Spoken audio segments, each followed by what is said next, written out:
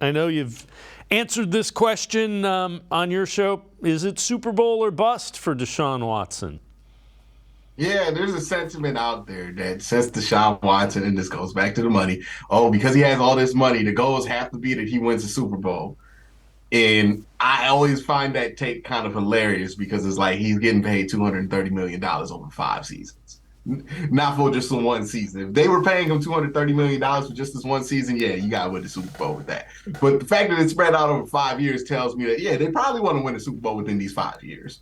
But it don't got to be this year. So no, I don't think it's Super Bowl or bust for Deshaun Watson. The expectations are high though, right? Like when you look at the Browns roster, when you look at this team, Deshaun Watson's going to make or break what they're able to achieve and what they aren't. So that's really what they have hanging in the balance, and what Deshaun has hanging in the balance. It's not necessarily Super Bowl or bust. You kind of got to get to like a conference championship game. Be talking about Super Bowl bust beforehand, but the expectations are certainly high. I would agree. So I guess the next logical question is, how do you measure success? Does he have to throw for 5,000 yards and 45 touchdowns? How do you measure success for Deshaun Watson then?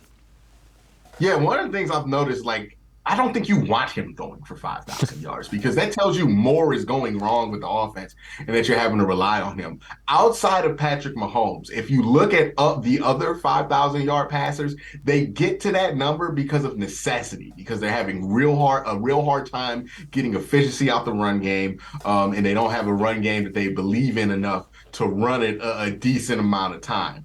That's not going to be what the Cleveland Browns situation is. And when you look at measuring success for Watson, you have to ask the question, hey, is the roster good enough around him that it's fair to judge him off of his record? I think the Browns spent the entire offseason trying to make the answer to that yes, right? When he was in Houston in 2020 and that team stunk and he went 4-12, nobody judged him based on the record because that team was obviously not good enough to be able to get to that point with him. This year, this team is good enough that the record is going to be a reasonable measure of success for him, because it's not like Houston, right? You have all the pieces you need on defense. You have all the pieces you need offensively, or at least the pieces you need. You don't have everything you want, but you have everything you need there to have a successful passing attack. So if you're Deshaun Watson, that's really what's going to measure success. How far do you go? How far do you reach in the regular season? What do you achieve? And those things will determine how we look at this in total. Yeah, here's what I've said when we discuss this. You want Deshaun Watson to be a guy that when he has the ball with 3 minutes left in the game, defenses are going, oh no, how are we going to stop this guy? Kind of the way, the Browns are with Mahomes or Jackson or Burrow. Late in the game, you want Deshaun Watson to put the pressure on the defense to find a way to keep him out of the end zone. You know how other teams feel when we take a lead with like 2 minutes left and we're up by like 6? And we feel queasy because we got to get the ball up and there's 2 minutes left and we're not so sure that we're going to hold it. I want to feel what that feels like from the other side. You know what I mean? Like, what does it feel like in the NFL to be like, oh, we got the ball with 2 minutes left. They only up by 3. Oh, we got this. Like, that's what you want to feel with Deshaun Watson. You want to be able to feel like those moments are not beyond him. If you get in a 3rd and 17, you want to feel like, hey, Deshaun can make a play. I better not go to the bathroom, miss something. He can make a play, get this first down. We keep this drive going.